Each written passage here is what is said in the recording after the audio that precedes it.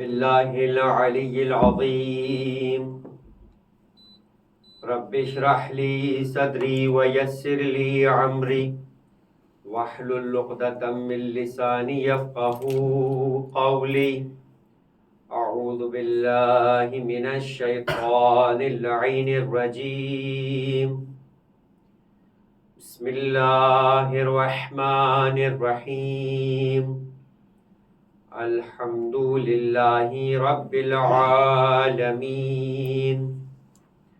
وهو احسن الخالقین والصلاة والسلام على اشرف الانبیاء والمرسلین خاتم النبیین ورحمت للعالمین سیدنا و نبینا و مولانا ابی القاسم محمد اللهم صل على محمد وآل محمد وعلى آلہ الطیبین الطاہرین المعصومین المظلومین المنتجبین المنتخبین المیامین لا سیما علی بقیت اللہ فی الارضین اللہم عجل لهم فرج انہم یرونہ بعیدا ونراہ قریبا ولعنت اللہ علی اعدائہم وغاصب حقوقهم اجمعین من الآن الى قیام یوم الدین اما بعد فقد قال اللہ تبارک و تعالی فی کتابہ الکریم وفرقانہ المجید وقولہ الحق واصدق الصادقین بسم اللہ الرحمن الرحیم والعصر ان الانسان لفی خسر الا الذین آمنوا وعملوا الصالحات وتواصوا بالحق وتواصوا بالصبر وقال المعصوم علیہ افضل الصلاة والسلام ان الحسین مصباح الہدی وسفینۃ النجاح. درود پڑھے محمد علیہ وسلم. اللهم صل على محمد وآل محمد. عزیزان محترم، کل کی گفتگو سے اس عشرہ اولی محرم کا آغاز ہو چکا تھا، لیکن کل کی گفتگو ایک ابتدائی مرحلے کی ایک مقدماتی گفتگو تھی، اس اعتبار سے کہ آپ لوگوں سے بھی تعارف پہلا تھا اور خود میں 3 دن کے مسلسل سفر کے بعد یہاں پہنچا تھا، تو ذہنی طور کے اوپر اپنے موضوع کو آپ کی خدمت میں پیش کرنے کے لیے اس انداز سے آمادہ بھی نہ تھا. سورہ مبارکہ والعصر کی تلاوت کی گئی سرنامہ کلام کے اندر، اور اس سورے کے تحت میں جس موضوع کو اس عشرہ اولی کے لیے انتخاب کیا گیا ہے وہ ہے سعادت انسان کربلا کے آئینے میں. اور اس موضوع کے لیے قرآن مجید میں جس سورے کا انتخاب کیا گیا وہ ایک انتہائی مشہور اور انتہائی مختصر سورہ ہے، اور یقیناً آپ میں سے ہر ایک اس سورے سے واقف ہوگا، کیونکہ ہم جن کے ماننے والے ہیں انہی کے لیے یہ کلام ہمیں نظر آتا ہے کہ پیغمبر اکرم جب اپنے رخصتی آخر کے موقع پر، اچھا صرف اپنے رخصتی آخر کے موقع پر نہیں، بارہا پیغمبر اکرم نے امت کو یہ پیغام دیا کہ انی تارک فیکم الثقلین کتاب اللہ و عترتی. ہم اس فرقے سے یا اس مسلک سے یا اس نظریے سے تعلق نہیں رکھتے کہ جو یہ کہا کرتے تھے کہ کتاب خدا کافی ہے، بلکہ ہم اس بات کو بھی سمجھتے ہیں کہ پیغمبر نے خود اس بات کو بیان کر دیا کہ اگر کتاب خدا کافی ہوتی تو کسی فرشتے کے ذریعے سے قرآن کو نازل کر دیا جاتا، لیکن خود پیغمبر فرماتے ہوئے جا رہے ہیں صلو کما رأیتمونی، کہ نماز پڑھو جیسے تم مجھے نماز پڑھتے ہوئے دیکھتے ہو. یہ نہیں کہا کہ نماز پڑھو جیسے کہ قرآن کہتا ہوا نظر آتا ہے، اس لیے کہ قرآن نے کہہ دیا، مگر اس کی شرح و تفسیر جب تک پیغمبر نہیں بیان کریں گے بات مکمل طور پر پیغام کی صورت پہ نہیں پہنچتے ہوئے نظر آئے گا. اور یہی وجہ ہے کہ تاریخ اسلام کے اندر اس بات کو آپ دیکھ لیں. میں ایک مختصر سے واقعے کے ذریعے سے اپنی بات کو مزید مضبوط کر کے آگے بڑھاؤں. کہ امام جواد امام محمد تقی علیہ افضل الصلاۃ والسلام اللهم صل على محمد وآل محمد. آپ اور ہم سب واقف ہیں کہ امام جواد کا دور اور پیغمبر اکرم کا دور کتنا فاصلہ تھا. امام جواد کون سے نمبر کے امام ہیں ہمارے؟ 90 نمبر کے امام. اس کا مطلب یہ ہے کہ معصوم کے اعتبار سے 11ویں نمبر پر ہے. تو 11ویں معصوم ہے اور پیغمبر پہلے معصوم تھے. تو سلسلہ ہے اگر تعداد کے اعتبار سے بھی دیکھا جائے تو 10 معصوم کے بعد. اور اگر سن ہجری کے اعتبار سے پوچھا جائے کہ پیغمبر اپنی وفات کے بعد 11 ہجری رکھتے تھے. 28 سفر یا مسلمانوں کے اختلاف کے اعتبار سے ربیع الاول ہی مان لیا جائے تو 11 ہجری سن پر تو سب کا اتفاق ہے. اور امام جواد کی ولادت کب ہو رہی ہے؟ رجب کے مہینے میں 195 ہجری.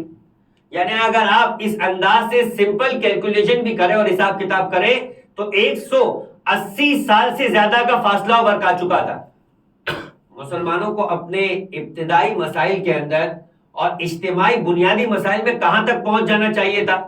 کتنے علماء گزر گئے، کتنے محدثین گزر گئے، کتنے خبر نقل کرنے والے گزر گئے، کتنے اصحاب چلے گئے، تابعین چلے گئے، تابع تابعین چلے گئے. بھئی اصحاب اسے کہتے ہیں جس نے نبی کو نبی کے دور میں دیکھا ہو، نبی کو نبی کے دور میں دیکھا ہو حالت ایمان پر. بھئی دیکھنے والا تو ابو جہل بھی تھا، مگر ہر نبی کو دیکھنے والا اصحاب تو نہیں کہلائے گا. ہماری تعریف تو اس سے بڑھ کر ہے کہ حالت ایمان پر دیکھنے والا ہی صحابی نہیں ہے، حالت ایمان پر مرنے والا بھی ہو تو صحابی ہے. اور کیجئے گا ادارے محترم، حالت ایمان میں دیکھنے والا ہی نہ ہو بلکہ حالت ایمان میں مرنے والا ہو. اسی لیے شہزادی نے خلیفہ کے دربار میں جا کر یہ خطبہ جب دیا تھا جسے خطبہ فتق کہتے ہیں، اس خطبہ فتق کے درمیان کے اندر شہزادی نے کہا تھا لا تموتن الا انتم مسلمون. بہت غور کیجئے گا، فرمایا واتقوا اللہ حق تقاتی، کہ دیکھو تقوی اختیار کرو. تم میں سے ہر ایک کہے گا کہ ہم نے تقوی اختیار کیا، مگر قرآن کہہ رہا ہے واتقوا اللہ حق تقاتی، ایسا تقوی اختیار کرو جو تقوی اختیار کرنے کا حق ہے. تم میں سے ہر ایک اپنے آپ کو متقی کہے وہ کافی نہیں ہے، خدا بھی اسے متقی قبول کرے تب جا کے تقوی بنے گا، اس کے بغیر تقوی نہیں ہے. اور یہی وہ تقوی ہے جو ہمارے معاشرے کے اندر بہت زیادہ غلط فہمی کے انداز سے موجود ہے. ہر ایک اپنے انداز سے نیکی کر رہا ہے اور اپنے آپ کو نیکوکار سمجھ رہا ہے. چوتھے امام کے دور میں یا بعض روایتوں میں چھٹے امام کا دور تھا. ایک ایسا ہی شخص مدینے میں انتہائی معروف تھا، بہت سنا ہوا واقعہ ہے، اور سب کہتے تھے کہ مدینے میں اس سے بڑا کوئی سخی نہیں، مدینے میں اس سے بڑا کوئی نیکوکار نہیں ہے، مدینے میں اس سے بڑا گویا کوئی سوشل ورکر نہیں ہے. میں آج کے اعتبار سے بات کروں کہ اس سے بڑھ کر کوئی ہمدرد اور غمگسار نہیں ہے، لوگوں کے بارے میں ان کی تکلیفوں کو سمجھنے والا نہیں ہے. اہل بیت علیہ السلام اپنی اس صفت کے اندر بے درجہ کمال پہنچے ہوئے تھے.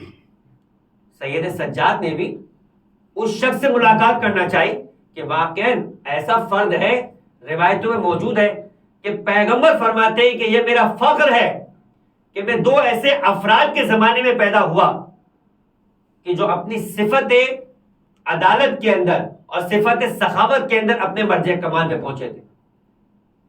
ایک ایران کا بادشاہ کہ جو مشہور تھا نوشیروان عادل، اور ایک حاتم طائی. روایت میں موجود ہے کہ اگر سخی شخص ہوگا تو کافر بھی ہو خدا جہنم میں ڈالے گا مگر جہنم کی آگ اسے جلائے گی نہیں، کیونکہ صفت سخاوت خدا کی صفت ہے، اور اگر یہ کسی بندے کو مل جائے تو اسے کمال تک پہنچاتی ہے. یہی وجہ ہے کہ بنی اسرائیل کے ایک شخص نے خواب میں دیکھا کہ فرشتے نے آ کر اسے اس بات کی اطلاع دی کہ تمہیں خدا نے یہ چانس دیا ہے کہ تمہاری زندگی کے دو حصے کر دیے جائیں گے. ایک حصہ جو تم چاہو تو ابتدائی ہوگا یا چاہو تو اختتامی ہوگا. مثال کے طور پہ اس کی زندگی کے 30 سال رہ گئے، کہا کہ بھئی 15 سال کے دو حصے بنا لیے جائے. 15 سال کا حصہ پہلا حصہ ہو گیا، 15 سال کا حصہ دوسرا حصہ ہو گیا. تمہیں اختیار دیا کہ پہلے 15 سال کو اپنے لیے خوشحالی کا زمانہ قرار دو تو دوسرا پھر یقینی طور پہ تنگدستی اور تکلیف کا زمانہ ہوگا. اور تمہیں اختیار دیا کہ تم پہلا حصہ تکلیف میں گزار لو تو دوسرا حصہ یقیناً پھر پروردگار عالم تمہارے اوپر فضل و رحمت کرے گا اور خوشحالی ہوگی. اب آپ اور میں ہوتے تو ہم بھی یہ شش و پنج میں پڑ جاتے ہیں کون سا حصہ لیں. کچھ لوگ کہتے ہیں کہ بھائی زندگی میں جوانی ہے, یہی تو مزہ اٹھانے کا وقت ہے, لہذا پہلے لے لو, بڑھاپے کے اندر خوشحالی ہو بھی تو کس کام کی. اور کچھ یہ کہتے ہوئے نظر آتے ہیں بھائی جوانی میں تکلیف برداشت کی جا سکتی ہے, بڑھاپے میں کوئی خیال نہ رکھنے والا ہو تو کیا ہوگا, لہذا یہ جوانی کا حصہ گزار لو تکلیف میں, آخری حصے کے اندر تو راحت و سکون ہوگا. اب پریشان ہو گیا, سمجھ میں نہیں آ رہا تھا, خواب سے بیدار ہو گیا. آفر ملتے وقت پریشانی نہیں تھی, آفر کے انتخاب کے وقت پریشانی نے اٹھا دیا. ایسا بہت سی دفعہ انسان کو نوکری کے اندر بھی آفرز ملتی ہے جہاں انسان پریشان ہو جاتا ہے, کسی کو تو ملتی نہیں ہے مگر کسی کو ملنا بھی پریشان کر دیا کرتی ہے. اب ایک مرتبہ اٹھنے کے بعد, ویسے تو خود یہ کہا جاتا ہے کہ بھائی عورت سے کبھی مشورہ مت لو, اگر لو بھی تو اس کے برعکس عمل کرو, لیکن بالآخر اس کی بیوی نیک تھی.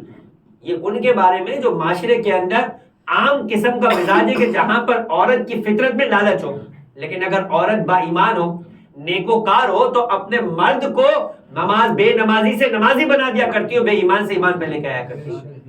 حبیب ابن مظاہر کا واقعہ تو آپ کے سامنے, جب منزل مصائب پر آئیں گے تو بیان کریں گے کہ کیسے حبیب کی زوجہ نے حبیب کو کہا تھا کہ حبیب تم یہ کہہ رہے ہو کہ 2 شہزادوں کی جنگ ہے, یہ شہزادوں کی جنگ نہیں ہے, یہ رسول اور ابو جہل کی جنگ ہے, یہ علی اور حاکم شام کی جنگ ہے. لہذا حبیب ابن مظاہر خود صاحب فہم و فراست تھے, مگر زوجہ نے ان کے قدم کو مزید استحکام عطا کیا. زوجہ اگر حبیب جیسی ہو تو حبیب کو کربلا بھجوا دیا کرتی.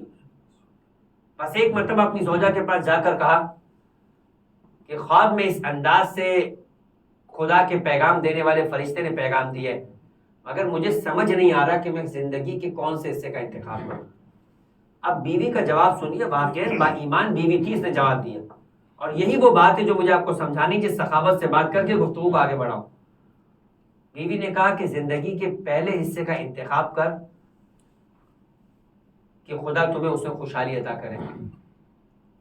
کہنے لگی عجیب بات کر رہی ہو, بیوقوفی کی بات کر رہی ہو, تم اور میں ویسے ہی مشکل میں زندگی بسر کر رہے ہیں تو اسے چلنے دیتے, مگر جب ہم 2 بوڑھے ہو جائیں گے, اولاد تو ہے نہیں, تو کون ہوگا جو اس وقت ہمارا سہارا بنے گا. اور خدا کہہ رہا ہے تو اس کا مطلب یہ کہ وہ پھر عطا کرے گا تو پھر کسی طرح کی کمی نہیں ہوگی, چونکہ جو عطا کرنے والا ہو, جو ان اللہ علی کل شیء قدیر ہو, تو پھر کمی ہو بھی نہیں سکتی, مگر انسان کو اس خدا پہ بھروسہ ہو. بیوی نے کہا تمہاری بات غلط نہیں ہے, مگر تم غور نہیں کر رہے ہو کہ تمہیں عطا خدا کر رہا ہے, کوئی غیر خدا نہیں کر رہا. کیا مطلب, بات سمجھ میں نہیں آئی. عطا تو بالآخر خدا کرتا ہے. کہا نہیں, ایسا نہیں ہے, انسان دنیا میں عطا خدا کرتا ہے, مگر جس سبب سے عطا کرتا ہے پھر اسی سبب کے سامنے جھک جایا کرتا ہے. مسئلہ یہاں سے خراب ہوتا ہے, مسئلہ یہاں سے خراب ہوتا ہے. دیکھیں خدا نے زندگی کے اندر سہارے بنائے, آپ کو سہارا دیا اپنے ہاتھ کا کہ اپنی غذا کو منہ تک لے کر آئے, آپ کو سہارا دیا. اب اگر ہاتھ ہی کو سب کچھ سمجھنا شروع ہو جائے تو پھر ایسا ہاتھ رکھنے والا ظالم بن جایا کرتا ہے. لیکن اگر وہ سمجھتا ہو کہ یہ ہاتھ خدا نے دیا ہے, وہ اس کی طاقت کو روک سکتا ہے, اس کو پیرالائز کر کے اس کو فارغ بھی کر سکتا ہے, تو پھر وہ اس خدا کا شکر ادا کرتا ہے, ہاتھ کی طاقت پہ اتراتا نہیں. غور کیجئے گا اظہار محترم. بیوی نے کہا تم نے غور نہیں کیا, یہ عطا کرنے والا خدا ہے. تو کہا میں نے کب منع کیا عطا کرنے والا خدا نہیں ہے. کہا سمجھانا یہی کہ جب عطا کرنے والا خدا ہے اور وہ تمہیں عطا کرے گا تو جس زندگی کے حصے میں عطا کرے گا کیا اس میں کوئی کمی کرے گا؟ کہا نہیں, اس کا وعدہ ہے کہ زندگی کے پہلے حصے میں تو مسلسل عطا ہے. کہا جب وہ مسلسل عطا کرے گا اس کی عطا میں کمی نہیں ہوگی تو ہم اس کی عطا میں کمی بھی نہیں کرنے دیں گے. کیا مطلب؟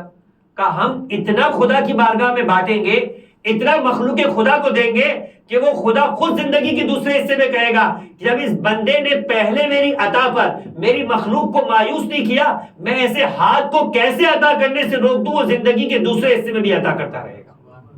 اور کیجئے گا اظہار محترم, ہمارا اور آپ کا مسئلہ یہ کہ ہم خدا کی آئی ہوئی عطا کو اپنے تک روک لیا کرتے ہیں. اگر یہ عطا رکے نہیں تو یقین کریں پروردگار عالم جس طرح سے دنیا میں فرشتوں کو رزق عطا کرنے پر معمول کر رہا ہے, ان فرشتوں سے بڑھ کر اپنے بندوں پر رحم کرتا ہے. اور خدا خود کہتا ہے کہ جب اس نے میری عطا میں کمی نہیں کی تو میں بھی اپنی عطا میں کمی نہیں کروں گا. مگر انسان بانٹنے والا بنے, انسان اس انداز سے ریسورسز کو شیئر کرنے والا بنے. یہ چاہے خمس ہو، چاہے زکوٰۃ ہو، چاہے خیرات ہو، یہ سب کچھ اسی فلسفے کے تحت ہے. کہیں پروردگار نے کہہ کر متوجہ کیا ہے اور کہیں انسان کو خود چھوڑ دیا ہے کہ ہم نے تمہیں اشارے دیے ہیں، اس کام کو بڑھانا تمہاری ذمہ داری ہے. جو انسان بڑھاتا ہے خدا ایسے ہاتھوں کو روکتا نہیں. بس یہ بات ذہن میں رکھیے گا. اب جب ایسے ہاتھوں کو خدا اپنا ہاتھ بنا دیتا ہے تو پھر اگر یہ جہنم میں چلا بھی جائے تو صرف اس سخاوت کی صفت کی وجہ سے پیغمبر فرماتے کہ آپ آگ اسے جلائے گی نہیں. اب بہرحال یہ صفت سخاوت سے ہم نکلے تھے، مگر یہ صفت سخاوت اپنی صحیح نہج کے اوپر اور صحیح انداز میں ہو. وہ انداز نہیں ہو کہ انسان یہاں سے لوٹ کر وہاں پر دیتا ہوا نظر آئے. لہذا سید سجاد نے جب اس شخص کی صفت سخاوت کو سنا، ہماری بات کہاں سے چلی تھی کہ وَاتَّقُوا اللَّهَ حَقَّ تُقَاتِهِ. شہزادی نے فرمایا تھا کہ تقوی اختیار کرو ایسا کہ جیسے تقوی خدا نے کہا ہے، وہ تقوی نہیں جو تمہیں خود بنا رہے ہو، جسے بنا کر تم خلافت کی مسند پہ بیٹھ چکے ہو، جسے بنا کر تم لوگوں کا حق غصب کر رہے ہو اور اس کے بعد کہہ رہے کہ ہم نیکی کر رہے ہیں. لہذا سید سجاد نے جب اس شخص کی صفت سخاوت کے بارے میں سنا تو ایک مرتبہ اس کی تلاش میں نکلے. مل گیا وہ فرد. اب کیا دیکھا کہ وہ شخص مدینے سے باہر کی طرف جا رہا ہے. راستے میں ایک نان بھائی نظر آیا. نان بھائی روٹی بیچ رہا تھا. کبھی روٹی اندر لینے جا رہا تھا، کبھی روٹی باہر لا کے دے رہا تھا. جس کو باہر دے رہا تھا اس سے پیسے لے کے پھر اندر جا رہا تھا. جب ایک مرتبہ ذرا سی اس کی آنکھ چونکی تو اس نے 2 روٹیاں وہاں سے اٹھا لی اور بغیر پیسے دیے دکان سے باہر نکل گیا. سید سجاد یہ ماجرا دیکھ رہے. کچھ اور دور آگے گیا، ایک پھل فروش نظر آیا. وہ پھل بیچ رہا تھا. بھیڑ لگی تھی، مجمع موجود تھا. آنکھ بچا کر اس نے 2 پھل بھی اٹھا لیے. اب 2 روٹی وہ 2 پھلوں کے ساتھ مدینے سے باہر نکل پڑا. راستے میں اسے ایک فقیر نظر آیا، نابینا تھا، معذور تھا. اسے بیٹھ کر اس نے وہ روٹیاں اور پھل کھلا دیے. سید سجاد سارا معاشرہ سارا کا سارا جو ہے وہ یہ صورتحال دیکھ رہے اور سارا کا سارا واقعہ ملاحظہ کر رہے. جب وہ اس کام سے فارغ ہو کر اور آگے بڑھا تو سید سجاد نے اب اس کے کندھے پر ہاتھ رکھ دیا. دیکھیں یہ ہمارے معاشرے کی صورتحال ہے. چاہے قرآن کے واقعات ہو، چاہے معصومین علیہ السلام کے زمانے کے حالات ہو، یہ سارے قیامت تک کے زمانے کے لیے ہماری ہدایت کے لیے بیان کیے جاتے ہیں. یہ واقعہ نہیں ہوتا. یہ صرف کہانیاں اور سٹوریز نہیں ہوتی کہ جسے بیان کیا گیا ہے. یہی واقعہ ہے جو 1400 سال سے چلے جا رہے ہیں، مگر جب بھی سنے جاتے ہیں معصومین سے انسان کو قریب کرتے ہیں. بہت ساری غلطیاں، بہت ساری سوچیں اور بہت سارے ہمارے دماغ کے اندر اس طرح کے آئیڈیاز یہاں پر ڈسکس ہو رہے ہوتے ہیں کہ لوگ اس انداز سے غلطیاں کر رہے ہوتے ہیں. معصوم نے روک کر پوچھا کہ یہ کیا معاملہ ہے. وہ نہیں جانتا تھا کہ سید سجاد، وہ نہیں جانتا تھا کہ یہ فرزند حسین ہے. کہنے لگا کون سا واقعہ؟ اسے تو نہیں معلوم کہ سید سجاد کب سے اس کے ساتھ ساتھ موجود ہے. کہا کہ میں اس وقت بھی موجود تھا کہ جب تو نے نان بھائی سے روٹی بغیر پیسے دیے اس کی آنکھ سے بچا کر لے لی. میں اس وقت بھی دیکھ رہا تھا کہ جب تو نے پھل فروش کو پیسے نہ دیے اور اس سے پھل اٹھا لیے. اور میں اس وقت بھی موجود تھا جب تو نے یہ ساری چیزیں اس معذور فقیر کو کھلا دی. کہا آپ کا تعلق مدینے سے ہے؟ اب اہل مدینہ ہے یا مدینے کے علاوہ کہیں سے رہ رہے؟ دیکھیں ایک انسان اگر اپنی غلطی پکڑی جائے اور اگر اپنی غلطی کو سمجھتا ہو، وہ کہتے ہیں عذر گناہ بدتر از گناہ. کیا مطلب؟ اگر انسان اپنے گناہ کو گناہ نہ سمجھے اور اپنے گناہ کی بھی کوئی علت اور اپنے پاس کوئی وجہ رکھتا ہو تو پھر اس کی اصلاح نہیں ہو سکتی. بڑا مشہور واقعہ ہے، آپ لوگوں کے ذہن اور متوجہ ہو جائے. آپ نے نام سنا ہوگا بہلول عاقل کا. وہب ابن عمرو اس کا نام تھا. ہارون رشید کا کی بیگم یعنی زبیدہ کا کزن تھا. اتنا اہم خاندان سے تعلق رکھنے والا آدمی، مگر دیوانہ ہو گیا. کیوں دیوانہ ہو گیا؟ دیوانہ ہو نہیں گیا، اپنے آپ کو دیوانہ ظاہر کرتا تھا. اسی لیے اسے کہتے تھے کہ دیوانے آل محمد ہے. اور ایسے دیوانے آل محمد پر ہزاروں ایسے عقل مند اور ایسے سمجھدار قربان کہ جس نے صرف اور صرف اپنے ایمان کو بچانے کے لیے اپنی دیوانگی کو کیا کیا. ہارون رشید نے سے کہا میں تجھے قاضی القضہ بنانا چاہتا ہوں. یہ کون سی پوسٹ ہوتی ہے؟ خلیفہ کے بعد پوری مملکت اسلامیہ کی سب سے طاقتور ترین سیٹ کا نام ہوتا ہے chief justice of the government. جج نہیں تھا، ججوں کا جج تھا. مگر جب ساتویں امام سے مشورہ کیا تو ساتویں امام نے ورڈ لکھ کر بھیجا کہ دیوانہ ہو جاؤ، مجنون ہو جاؤ. تمہارا خلیفہ کا یہ عہدہ قبول کرنا تمہارے حق کے اندر تمہارے ایمان کی کمی کا باعث، بلکہ نقص ایمان نہیں، ایمان کے چلے جانے کا باعث بنے گا. دیکھیں امام بھی اپنے کام کی مصلحت سمجھتے ہیں. ساتویں امام ہی کا دور تھا. آپ نے ایک اور صحابی کا نام سنا ہوگا، علی ابن یقطین. کون ہے علی ابن یقطین؟ یہ وہی علی ابن یقطین ہے کہ جس کے بارے میں ساتویں امام خود کہتے ہیں جب اسے گزرتے ہوئے دیکھتے تو کہا دیکھنا چاہتے ہو دنیا میں ایسا فرد کہ جس پہ آتش جہنم کو حرام کر دیا گیا ہے. زندگی میں مرا نہیں علی ابن یقطین، مگر اس کی زندگی کے آخری وقت تک کے حالات سے امام واقف تھے اور امام نے جملہ کہا دیکھنا چاہتے ہو اس فرد کو کہ جس پہ آتش جہنم کو حرام کر دیا گیا ہے. لوگوں نے پوچھا کون ہے ایسا خوش نصیب؟ فرمایا یہ جو علی ابن یقطین جا رہی ہے. اسی علی ابن یقطین کو ہارون کا وزیر بننے کو کہہ دیا. وہ نہیں بننا چاہتا تھا، لیکن امام اسے کہہ رہے کہ تمہارا ہارون کا وزیر بننا ضروری ہے، اس لیے کہ تم وہاں ہوں گے تو تم بے خطاؤں کو بچا لو گے اور جن کا حق نہیں دیا جا رہا ان تک حق پہنچا دو گے. اس میں کمی نہیں کرنا. آگ سے بھی ہم بچائیں گے، تلوار سے بھی ہم بچائیں گے. اور بچایا امام نے کئی علی ابن یقطین کے واقعات، مگر جہاں خطا ہوئی وہ انتہائی ناراضی کا اظہار کیا. شیخ عباس قمی جن کا کل نام لیا گیا، انہوں نے زیارت کے آداب میں ان کا واقعہ نقل کیا اور فرمایا کہ علی ابن یقطین کے واقعے سے احساس کرو کہ جب ایک شخص نے، امام بیٹھے تھے اپنے لوگوں کے ساتھ، فرمایا کیا ہو گیا ہے تم کو؟ جملہ سنیے گا امام کا، کیا ہو گیا ہے کہ تم لوگوں نے ارادہ کر رکھا ہے کہ ہمیں ذلیل و رسوا کرو؟ کون کہہ رہا ہے؟ چھٹے امام کہہ رہے، اپنے چاہنے والوں سے کہہ رہے کہ کیا ہو گیا ہے کہ تم نے ارادہ کر لیا ہے، تم شیعوں نے، تم محبوں نے، تم ہمارے اتباع کرنے والوں نے یہ طے کر لیا آپس میں کہ تم ہم امام معصوم کو نعوذ باللہ ذلیل و رسوا کرو. ایک مرد خراسانی کھڑا ہوتا ہے اور کھڑے ہو کر کہتا ہے مولا ہم یہ تصور بھی نہیں کر سکتے، ہم آپ کی خاطر خود کو ذلیل کر سکتے ہیں مگر آپ کے بارے میں یہ سوچ بھی نہیں سکتے. فرمایا تم بھی انہی لوگوں میں شامل ہو، تم بھی انہی لوگوں میں شامل ہو. اٹھا کر پڑھ لیجئے مفاتیح الجنان، اور اس کے اندر زیارت کے آداب میں جو 25 سے 26 آداب لکھے اس میں اس ادب کا تذکرہ کیا ہے. امام نے فرمایا کہ یاد رکھو جو ہمارے شیعوں کو ذلیل کرتا ہے وہ ہمیں ذلیل کرتا ہے. یہ مت سوچو کہ تم نے اسے ذلیل کیا ہے. جو ہمارے چاہنے والوں کو کمتر سمجھتا ہے اور انہیں رسوا کرتا ہے وہ انہیں نہیں ہمیں رسوا کرتا ہے اور ہمیں کمتر سمجھتا ہے. فرمایا بھول گئے کہ تم حج کے سفر پہ جا رہے تھے. ایک ہمارا چاہنے والا جو پیدل جا رہا تھا، چلتے چلتے تھک گیا تھا، وہ غریب تھا، سواری نہیں تھی. اس نے تم سے درخواست کی کچھ دیر کے لیے اپنی سواری پہ مجھے بٹھا لو، جب مجھ میں توانائی آ جائے گی میں پھر پیدل چلنا شروع کروں گا. تم نے اس کی بات ہی نہیں سنی کیونکہ تم اونچے پیکج والے تھے. آج کل تو یہی چلتا ہے بھائی یہ بجٹ پیکج ہے، یہ گولڈ پیکج ہے، یہ فلاں پیکج ہے. اپنے پیکج کے اعتبار سے شاید زفار یہ سمجھتا ہو کہ میں امام حسین سے زیادہ قریب ہوں. چھٹے امام فرما رہے تم قریب تو دور کی بات، ہماری زیارت کرنے نہیں ہمیں رسوا کرنے آ رہے ہو. تمہارا نہ آنا بہتر ہے اس سے کہ تم ہماری قبر کی زیارت کرنے کے لیے آؤ. عزیزان محترم، انسان کو احساس کرنا چاہیے کہ وہ کس کی زیارت کو جا رہا ہے، وہ کس کے لیے جا رہا ہے. کہ جنہوں نے اپنا سب کچھ نانا کا دین بچانے کے لیے قربان کر دیا، تو کیا وہ ایسے افراد کی توہین کو قبول کرتے ہوئے نظر آئیں گے کہ جو ان کے چاہنے والوں کو رسوا کرتے ہوئے نظر آئیں؟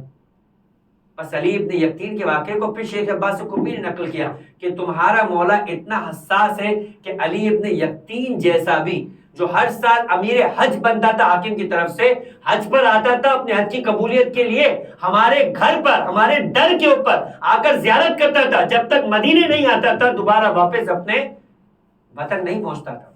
مگر اس سال جب حج پر آیا اور آ کر دربان سے کہا کہ مجھے ملاقات کرنی ہے، خادم امام اندر جا کر باہر آ کے خبر لے لیا کہ امام نے تجھ سے ملاقات کرنے سے انکار کر دیا. پہلے سمجھا کہ شاید امام مصروف ہے، چلا گیا. اگلے دن پھر آیا. کا خادم نے کہا کہ امام نے کہا کہ ہم تم سے ملاقات نہیں کر سکتے.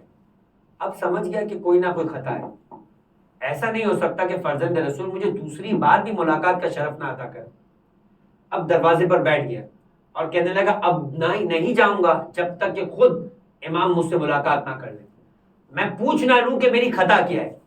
امام دروازے پر آئے اور کہا کہ اے علی ابن یقطین, ہم نے تمہیں وہاں معین و مقرر کیا تھا کہ تم جا کر مومنین کی خدمت کرو, نہ کہ مومنین کو رسوا و ذلیل کرو. کہا مولا میں نے تو ایسی کوئی خطا نہیں کی. کہا بھول گئے, تم اپنی وزارت کے کاموں میں مصروف تھے. صفوان جمال جو اونٹوں کو کرائے پر دیتا تھا غریب آدمی تھا, یا اس کا نام بعض روایتوں میں ابراہیم جمال ہے. کہا کوفے کے رہنے والا ایک اونٹوں کو کرائے پہ چلانے والا تمہارے پاس ملاقات کو آیا تھا اپنی مشکل لے کر. تم نے جواب دیا کہ ہم مصروف ہیں, ملاقات نہیں کر سکتے. جو ہمارے چاہنے والے سے ملاقات نہیں کرتا ہم بھی اس سے ملاقات نہیں کر سکتے. اتنا کافی نہیں تھا, علی ابن یقطین تھا, احساس رکھتا تھا. کہا مولا میں معافی مانگنے کو تیار ہوں, لیکن یہ مدینہ ہے, کوفے میں رہتا ہے, سینکڑوں میل کا فاصلہ ہے, آپ بتائیے کہ کیا حل. اب دیکھیں امام بتا رہے ہم اپنی غلطی کا احساس کریں تو خدا راستہ بناتا ہے ہماری معافی کا. صرف احساس چاہتا ہے. ایک مرتبہ کہا کہ واقعی علی ابن یقطین جانا چاہتے ہو, جنت البقیع کے پاس رات کے وقت چلے جانا, وہاں پر سواری موجود ہوگی تم کو کوفہ پہنچا دے. علی ابن یقطین گیا, رات کو جنت البقیع کے عقب کے اندر سواری یعنی اونٹنی موجود تھی, اونٹنی پر بیٹھا, چند قدم اونٹ چلا نہیں تھا کہ ایک مرتبہ کوفے میں پہنچ گیا, اپنے آپ کو ابراہیم جمال کے گھر کے باہر دیکھا. یہ ہے طی الارض. ایک مرتبہ دق الباب کیا, رات کا وقت تھا. ابراہیم نے پوچھا کون؟ کہا علی ابن یقطین. اسے یقین نہیں آیا کہ کہاں وہ کہ جو بغداد میں رہنے والا وزیر, وہ کوفے میں میرے گھر کے باہر, میں جس سے ملاقات کو جا رہا ہوں وقت نہیں ہے, وزیر خود میرے گھر پہ چل کر آ گیا. اور بڑھا کر ایک مرتبہ دروازہ کھولتا ہے, دیکھتا ہے واقعی علی ابن یقطین. علی ابن یقطین نے ایک جملہ کہا کہ ایس ابراہیم جمال مجھے معاف کر دو, تم میرے پاس ملاقات کو آئے تھے, میں مصروف تھا اور میں تمہیں وقت نہ دے سکا. اس نے کہا کوئی مشکل نہیں, میں نے تمہیں معاف کیا. کہا ایسا نہیں, میں اپنے مولا کو اپنی معافی کی سند دینا چاہتا ہوں. دیکھیں جب انسان اپنے آپ کو عاجزی اور انکساری کی منزلت پہ لاتا ہے تو پھر خدا اسے اتنا اٹھایا کرتا ہے, تو پھر وہ معصوم کی نگاہ میں اتنا پسندیدہ بن جایا کرتا ہے. اکڑ, تکبر, انا, یہ چیزیں انسان کو نہ معصوم کی نگاہ میں بلند کر سکتی ہے نہ خدا کی نگاہ میں بلند کر سکتی ہے. تھوڑا سا پیسہ آ گیا, علی ابن یقطین جتنا پیسہ آپ کے اور ہمارے پاس تو نہیں آیا, اتنا بڑا عہدہ تو نہیں آیا, اتنی بڑی منزلت تو نہیں آئی, نہ دنیا کے اعتبار سے نہ آخرت کے اعتبار سے. ہم اور آپ میں سے کوئی ہے جو کہہ سکتا ہے کہ ہم زمانے کے امام کی نگاہ میں علی ابن یقطین ہے؟ علی ابن یقطین کی جوتے کی خاک کے برابر بھی نہیں. ہم اور آپ میں دنیا کے اعتبار سے بھی کوئی کہہ سکتا ہے کہ ہم علی ابن یقطین ہے؟ ہارون رشید پرندے سے کہتا تھا کہ اڑ, اپنی طاقت پرواز اڑ, تیرے پر کی طاقت ختم ہو جائے گی, میری مملکت کی سرحد ختم نہیں ہوگی. اتنی بڑی سلطنت رکھنے والا, دنیا کے 2/3 حصے پر حکومت تھی ہارون رشید کی. نہ دنیاوی اعتبار سے علی ابن یقطین ہے, نہ معصوم کی نگاہ کے اندر علی ابن یقطین ہے. وہ علی ابن یقطین کہتا ہے کہ نہیں, ایسے معافی نہیں قبول کروں گا. کہا پھر کیا چاہتا ہے؟ کہا میں زمین پر لیٹ جاؤں گا, اپنے رخسار کو خاک کوفہ پہ رکھوں گا, اور تو اپنے خاک آلود قدم کو میرے رخسار پر رکھ کر نشان بنائے گا. میں یہ نشان امام کو دکھا کر معافی کی سند دکھاؤں گا. اتنا آپ اور ہم میں سے کوئی کسی اور مومن کے سامنے اس انداز سے خاضع اور خاشع نظر آتا ہے اپنے امام کو راضی کرنے کے لیے؟ تو پھر کس منہ سے ہم کہہ رہے نظر آتے ہیں کہ الاجل مولا آپ آ جائیے آ جائیے؟ کون سی تیاری ہے؟ کون سا انسان اپنے مولا کے سامنے واقعی اتنا سر جھکائے ہوئے کہ وہ جو کہے وہ کرنے کو تیار ہے؟ جب انسان ایسا جذبہ رکھے گا تب وہ 313 امام کو نصیب ہوں گے, تو پھر امام خروج کرتے ہوئے نظر آئیں گے. وہ نہیں ہے ہم میں. جب تک ہم اس بات کا احساس, پہلا مرحلہ احساس کا ہے, پھر انسان کہہ سکتا ہے کہ واقعی کربلا والوں کو دیکھ کر فیا لیتنی کنت معکم, حسین کے ساتھ موجود ہر ایک ایسا تھا, ہر ایک ایسا تھا کہ جس کی نگاہ میں دنیا ہیچ تھی, فقط حسین کا اشارہ تھا کہ جس پر اپنا سر قربان تھا. یہی تو وجہ تھی کہ جب شب عاشور شہزادی زینب نے ایک مرتبہ حسین کو بلا کر پوچھ لیا, ماں جائے کیا ان کا امتحان لے لیا ہے اس لیے کہ نانا رسول خدا کو بھی ان کے اصحاب چھوڑ کر چلے گئے تھے. بابا علی مرتضیٰ نے 25 سال تنہائی کے گزارے تھے. حسن نے تو اپنی خلافت ترک کر دی تھی. کہیں ایسا نہ ہو کہ کل کا سورج طلوع ہو، کیونکہ اتنی کمزور کیفیت نہ رسول خدا کی تھی، نہ مولا کائنات کی تھی، نہ حسن مجتبیٰ کی تھی، کہ 72 ساتھیوں کے ساتھ ہزاروں کے نرگے میں ہو تو کون ہے کہ جو ایسے حسین کی مدد کرنے کے لیے آگے بڑھتے ہوئے نظر آئے. ہلال ابن نافع نے سن لیا اور ایک مرتبہ اصحاب حسینی کے درمیان جا کر آواز بلند کی کہ اے انصار حسین، دختر رسول کو تمہاری شجاعت پر، تمہاری نصرت پر بھروسہ نہیں ہے، آؤ اپنی شجاعت اور اپنی نصرت کا بھروسہ دکھاؤ. تب حبیب سارے کے سارے افراد کو لے کر گئے اور اپنی گردن پر تلوار کو رکھ کر ایک مرتبہ کہا کہ اے دختر رسول، آپ ابھی حکم دیجئے، ہم اپنے سروں کو، اپنی گردنوں کو اپنے جسم سے جدا کرنے کو تیار. تب حسین یہ کہتے ہوئے نظر آئے تھے کہ جیسے انصار خدا نے مجھے عطا کیے ویسے نانا رسول خدا کو عطا کیے تھے. 1 لاکھ سے اوپر کا مجمع تھا مگر اس میں حسین جیسے 72 نہیں تھے. علی کے پاس 90,000 کی فوج تھی صفین کے مقابلے میں مگر ایسے 72 نہیں تھے. حسن کے پاس 40,000 کی فوج تھی مگر ایسے 72 نہیں تھے. کہ حسین نے کہا جیسے ساتھی خدا نے مجھے عطا کیے ویسے نانا رسول خدا کو دیے، نہ بابا علی مرتضیٰ کو دیے، نہ بھیا حسن مجتبیٰ کو دیے. کہ آج تک ہم اور آپ نہیں ہیں عزیزان محترم، یہ روایت زیارت وارثہ چھٹے امام نے سکھائی ہے. چھٹا امام کہتا ہے رک کر کے کربلا فیا لیتنی کنت معکم، اے کاش کے اے انصار حسین ہم بھی آپ کے ساتھ ہوتے. معصوم امام جس کے لیے ایسا جملہ بولتا میں نظر آئے وہ کس مقام پر ہوں گے. پس عزیزان محترم، جب چوتھے امام نے ایک مرتبہ اسے روکا تو روکنے کے بعد اس سے پوچھا، اس نے سوال کیا کہ آپ اہل مدینہ سے ہیں. اس نے اپنی غلطی نہیں سمجھی، وہ اپنے آپ کو اب بھی درست سمجھ رہا ہے. کہنے لگا آپ اہل مدینہ سے. امام نے فرمایا کہ ہاں میں اہل مدینہ سے ہوں. فرمایا کہ آپ کا تعلق عالموں سے ہے یا جاہلوں سے؟ دیکھیں غور کیجئے گا، ایسے بہت سے پڑھے لکھے ہوتے کہ جو اپنی دانش میں اپنے آپ کو انٹیلیکچوئل سمجھتے، سمجھدار سمجھتے، اپنے کام کی غلطی کی اپنے پاس وجہ رکھتے. کہا آپ کا تعلق عالموں سے اور جاہلوں سے؟ ایک مرتبہ امام نے فرمایا کہ میرا تعلق جاہلوں سے نہیں. دیکھیں غور کیجئے گا امام کے جملے پر، یہ امام کہہ رہے آپ اور میں نہیں کہہ رہے. وہ حق رکھتے ہیں کہ اپنے آپ کو عالم کہے، لیکن یہ ان کی انکساری ہے کہ وہ بتا رہے ہیں، اپنے چاہنے والوں کو سمجھا رہے ہیں کہ دیکھو کبھی بھی دنیا میں اپنے آپ کو عالم و پڑھا لکھا مت سمجھو کہ تم سب کچھ جانتے ہو.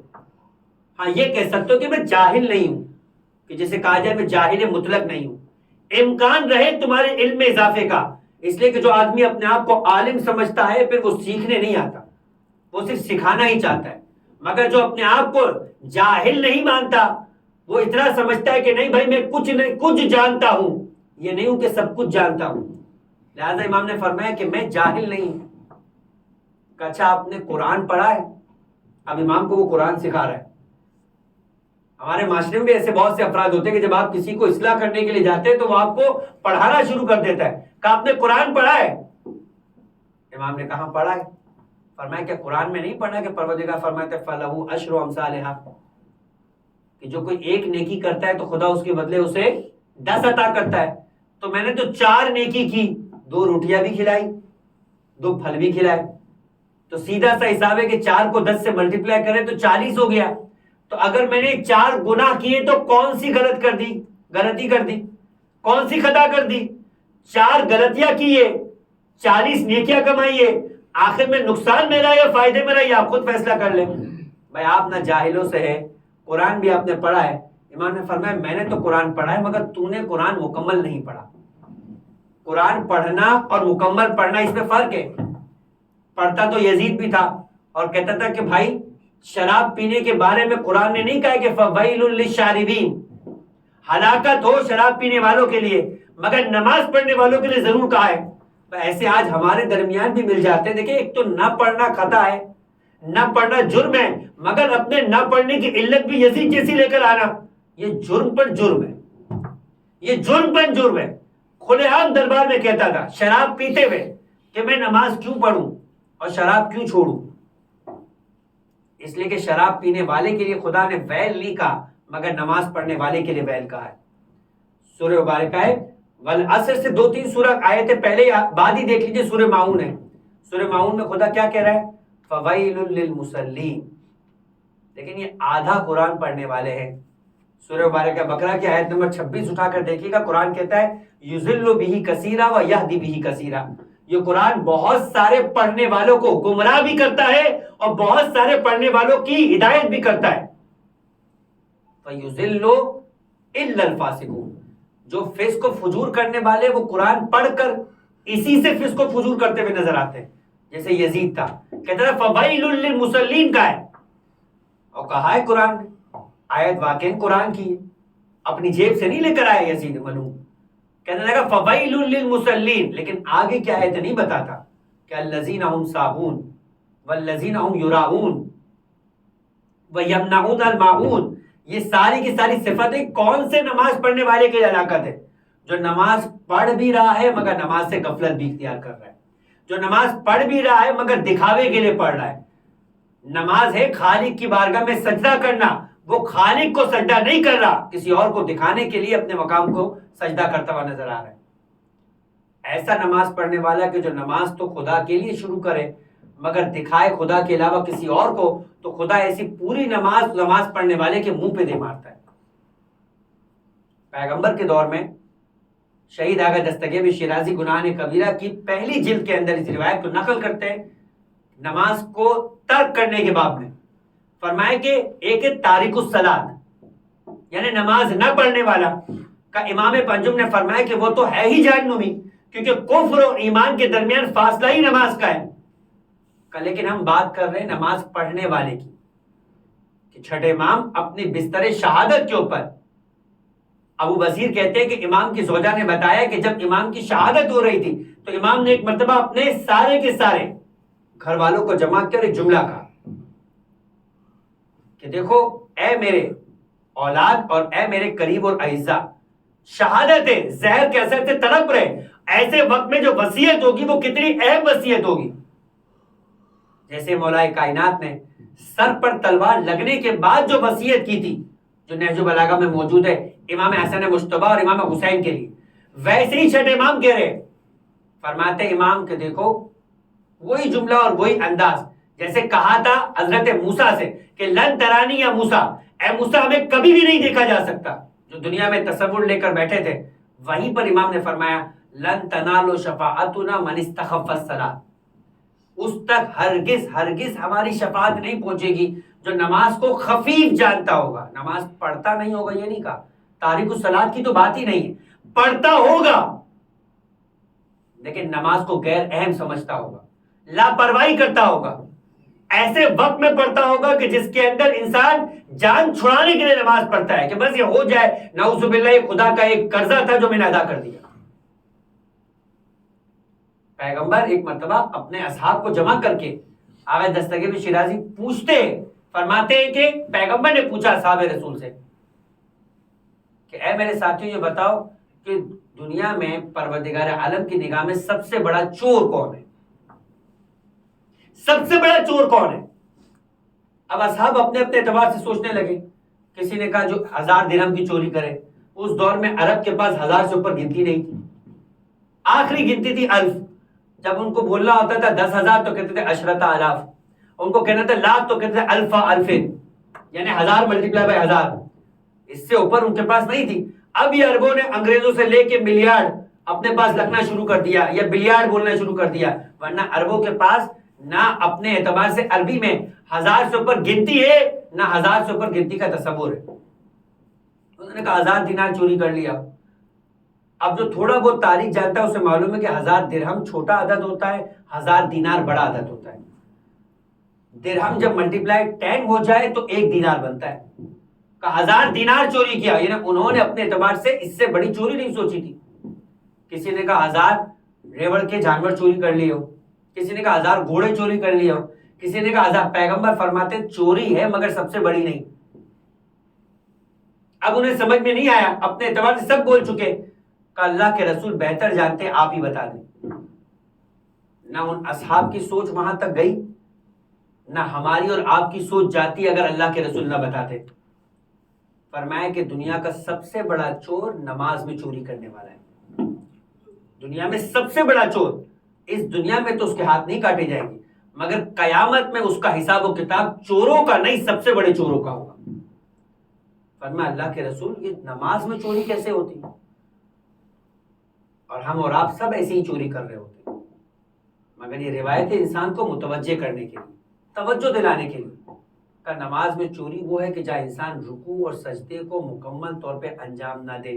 ابھی سر جھکائی نہیں کہ آدھا رکوع کا ذکر بول چکا ہو، اور سر اٹھاتے اٹھاتے رکوع کا ذکر بول رہا ہے. بھئی وقت نہیں ہے، یہ برگر والی قوم ہے جن کے پاس کھانے کا وقت نہیں ہے، تو پھر کیا بولا ہے؟ فاسٹ فوڈ چلنا شروع ہو گیا. بھئی فوڈ کے ساتھ فاسٹ کا مطلب کیا ہے؟ ٹائم نہیں ہے، سونے کا ٹائم نہیں ہے، بس ایک ہی چیز کا ٹائم ہے، دن بھر موبائل استعمال کرتے رہے، اس کا ٹائم سب سے زیادہ ہے. باقی نہ کھانے کا ٹائم ہے نہ سونے کا ٹائم ہے، تو پھر پروردگار عالم کی عبادت کا کہاں سے ٹائم ہوگا؟ لہذا فاسٹ نماز ہے، جیسے فاسٹ فوڈ ہے ویسے فاسٹ نماز ہے. کہ ایسی نماز ہے کہ جس میں نہ سجدہ مکمل ہے نہ رکوع مکمل ہے. کہ قیامت کے دن ایسے فرد کا حساب چوروں کا حساب ہوگا. اور شفاعت تو دور کی بات، اہل بیت فرماتے لن تنالو، ہرگز ہرگز ہماری شفاعت کا تصور نہ کرنا. جس نے خالق کا احترام نہ کیا وہ ہمارا کیا احترام کرے گا؟ جس نے خالق کا احترام نہ کیا، جس خالق کے دین کو بچانے کے لیے حسین نے اپنا اکبر قربان کر دیا. چھوٹی بات نہیں ہے عزیزان محترم. اکبر حسین کی نگاہ میں کیا تھا یہ حسین سے ہی پوچھے تو پتہ چلے گا. اصغر حسین کی نگاہ میں کیا تھا یہ حسین ہی جانتے ہیں کیا تھا. اور اگر ایسے کو دین پہ قربان کر دیا تو حسین کی نگاہ میں پوچھے گا کہ دین پھر کیا تھا. عزیزان محترم، آپ نے سنا ہوگا امام جواد کی روایت ہے، اور عجیب روایت ہے. اس سے پہلے میں چاہتا ہوں کہ آپ کے سامنے امام صادق ابو عبداللہ امام جعفر صادق علیہ افضل الصلاۃ والسلام، درود پڑھے محمد والے محمد، اللہم صلی علی محمد وآل محمد، کی روایت پیش کروں کہ امام فرماتے ہیں کسی راوی نے آ کر ایک بار سوال کیا. سمرۃ الاواد کی روایت ہے. فرمایا کہ راوی کہتا ہے کہ مولا یہ دنیا کا دستور ہے کہ جب کہیں میت ہو جاتی ہے تو نوحہ ہوا کرتا ہے. آج تو محرم کی پہلی ہو ہی گئی، یعنی محرم کا چاند آسمان پہ نمودار ہو گیا. یہ چاند جو نمودار ہوا یہ خاندان زہرا کے اجڑنے کی خبر لے کر آیا ہے. اگر زینب کے دل سے پوچھے تو وہ اس چاند کے آنے کا انتظار نہیں کر رہی تھی، اس چاند کے نہ آنے کا انتظار کر رہی تھی.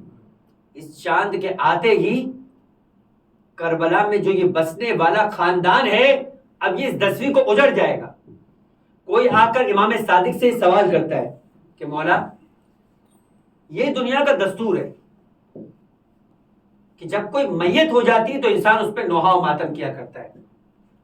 امام کی شہادت عاشور یعنی 10 محرم کو ہے، اب پہلی ہی محرم سے گریہ کر دیا کرتے ہیں. مشہور ہے کہ مدینے کے اندر کوئی محرم کے چاند کو دیکھنے کے لیے نہیں نکلا کرتا تھا. کا خاندان بنی ہاشم کے گھروں سے رونے کی آوازیں بلند ہو جائے سمجھ جانا کہ محرم کا چاند نمودار ہو گیا. سید سائرین امام صادق سے سوال کر رہا ہے راوی آ کر کہ میت پر رونا تو سمجھ آتا ہے مگر 10 تاریخ سے پہلے پہلی تاریخ ہی کو آپ گریہ شروع کر دیا کرتے ہیں. اب جملہ سنیے گا امام کا. فرمایا سیدی جو التفدار، میری جان آپ پہ قربان، ان المیت یجلسون له بالنیاحۃ بعد موت یا قتل. نوحہ تو کسی کے مر جانے پر اور کسی کے قتل پہ ہوا کرتا ہے. وَأَرَاكُمْ تَجْلِسُونَ أَنَّكُمْ وَشِيَّتُكُمْ مِنْ أَوَّلِ الشَّهْرِ بِالْمَاتَمِ. مگر ہم دیکھتے ہیں کہ آپ پہلی ہی تاریخ سے محرم کی ماتم و صف عزا کو بچھا دیا کرتے. فقال علیہ السلام، یہ امام کا جملہ سنیے گا. فرمایا یا حاذا، اے شخص، اذا حل ہلال محرم، جب محرم کا چاند آسمان پہ نمودار ہوتا ہے، نشرت الملائکۃ صوب الحسین، ملائکہ حسین کا کرتا آسمان پہ لہرا دیا کرتے ہیں. وہو مخرق من ضرب السیوف، یہ عام کرتا نہیں ہوتا جو جگہ جگہ سے تلواروں اور نیزوں سے چاک ہوا کرتا ہے. وہ ملطخ بالدماء، اور خون سے ایک مرتبہ ہی کرتا رنگین ہوتا ہے. فنراہ، بس ہم دیکھتے ہیں، نحن وشیتنا بالبصیرۃ لا بالبصر، ہم اپنی اپنی آنکھوں سے نہیں، اب اپنے دل سے اس منظر کو دیکھتے، پھر بتاؤ فتنجر دموعنا، ہماری آنکھیں کیوں نہیں روتے ہوئے نظر آئے گی، ہم کیوں نہیں گریہ کرتے ہوئے نظر آئیں گے؟ امام جمال فرمایا کرتے تھے کہ دیکھو میرے دادا یعنی میرے جد حسین کی مثال یحییٰ کی مثال ہے، یحییٰ کے سر کو بھی کاٹا گیا، ظالم کے دربار میں بھجوایا گیا، آسمان نے 40 دن تک گریہ کیا، مگر میں کہوں گا امام جواز سے یحییٰ کے سر کو کاٹا گیا، دربار میں بھی لایا گیا، ارے ایک مرتبہ اتنا ہی نہیں بلکہ آسمان بھی رویا، مگر ایک چیز کا فرق تو تھا، وہ یہ کہ یحییٰ کے قتل کے بعد یحییٰ کی بیٹی کو تماچے نہیں مارے گئے، یحییٰ کی عورتوں کو درباروں اور بازاروں میں نہیں لے جایا گیا، ارے یحییٰ کی گھر کی خواتین کو بے مکڑا و چادر نہیں لے کے گیا۔ عزیزوں بس آج میں تذکرہ کرنا چاہتا ہوں اس بچی کا، اس لیے کہ کربلا میں وہ بچی بھی تھی کہ زیارت ناہیہ میں زمانے کا امام ایک مرتبہ کہتا ہے سلام اس بچی پر کہ جس کو سفر نے گال اور رخسار کے رنگ تبدیل کر دیے، ارے کبھی تماچوں سے نیلے ہو گئے، کبھی دروں سے سیاہ پڑ گئے، کرتا جل کر خاک ہو گیا، مگر ایک اور بچی بھی تھی، مجھے نہیں معلوم، بڑا غم یہ تھا کہ مدینے میں رہ جائے اور اس کربلا کی مصیبت سے بچ جائے، یہ بڑا غم یہ تھا کہ سفر پر حسین کے ساتھ جائے، باپ کا کٹا سر رو کے نیزہ پہ دیکھے، عجب نہیں کہ سکینہ کہے فاطمہ صغریٰ تم بڑی خوش نصیب تھی، تم نے اکبر کا چھنا ہوا سینہ نہیں دیکھا، تم نے اصغر کی کٹے ہوئے سر کو نہیں دیکھا، ارے تم نے بابا کی لاشوں پہ دوڑتے ہوئے گھوڑوں الا ولعنۃ اللہ علی قوم الظالمین وسیعلم الذین ظلموا ای منقلب ینقلبون۔ بار الہ تجھے واسطہ محمد و آل محمد کا، ہمارے اس کلی سے توسل کو اپنی بارگاہ میں قبول فرما، ہمارے گناہ صغیرہ و کبیرہ کو معاف فرما، ہمارے مرحومین کی گناہ صغیرہ و کبیرہ کو معاف فرما، انہیں جوار معصومین میں اعلیٰ علیین میں جگہ عطا فرما۔ پروردگارہ تجھے واسطہ محمد و آل محمد کا، آل محمد کی نظیم قربانیوں کو جو تیری بارگاہ میں پیش کیا پروردگار اس کا واسطہ دے کر سوال کرتے دنیا و جہاں میں جہاں جہاں فرش عزا بچھانے والے مومنین و مومنات موجود ہوں کی جان مال اور عزت کی حفاظت فرما۔ پروردگار ہمیں آل محمد کے ساتھ اپنے عشق اور اپنی محبت کو آن بآن اضافہ کرنے کی توفیق عطا فرما۔ پروردگار اس محبت اور اس عشق کو اپنی اولادوں تک منتقل کرنے کی توفیق عطا فرما۔ آل محمد نے جس دین کو بچانے کے لیے اپنی قربانیوں کو پیش کیا اس دین کی تعلیمات کو حاصل کر اس پر عمل کرنے کی توفیق عطا فرما، انہی تعلیمات کے مطابق اپنی اولادوں کی اور اپنے معاشرے کی تربیت کرنے کی توفیق عطا فرما۔ پروردگار آل محمد کے چاہنے والوں میں جو قرض دار ہیں ان کے قرض کو غیر سے ادا فرما، جب اولاد اولاد صالحہ عطا فرما۔ پروردگار جو بیمار ہیں شفا کاملہ عاجلہ عطا فرما۔ پروردگارہ جو فرش عزا پر آنے والے مومنین اپنی حاجتوں کو رکھتے ہیں امام مظلوم کے صدقے میں ان کے حاجتوں کو اپنی بارگاہ میں قبول فرما۔ ظلم اور ظالم کے خاتمے کے لیے، پرچم نفاق و پرچم اسلام کے مقابلے میں آنے والوں کے لیے پروردگار اللہ سب کو نیست و نابود فرما۔ پروردگار آل محمد پہ ڈھائے گئے مظالم کا انتقام لینے کے لیے اپنی آخری حجت امام اشرف الزمان کے ظہور میں تعجیل فرما، ہمیں ان کے چاہنے والوں میں شمار فرما، ان کے دل کو ہم سے راضی و خشنود فرما۔ وتقبل منا انک انت السمیع العلیم وتب علینا انک انت التواب الرحیم برحمتک یا ارحم الراحمین۔